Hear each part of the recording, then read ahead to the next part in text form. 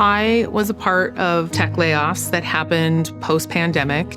When you find out that you're unemployed, I think a lot of people are launched into what do I want and what do I want my life to look like?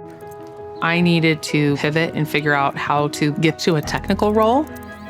I was sent the form for this up-and-coming Generator and Microsoft partnership for upskilling program. And I thought, what do you have to lose?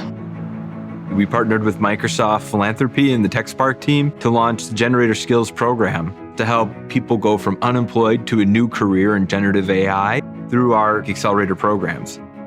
AI is going to be a part of what employers expect in their workforce across all sorts of jobs. Using AI has made me so much faster. It really expands the scope of the things that you can be good at.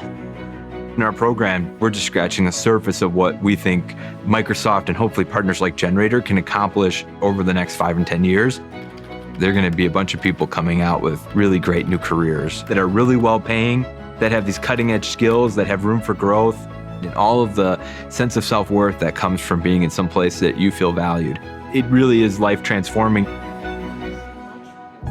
The program was extremely impactful. It was a bright light in a very dark time.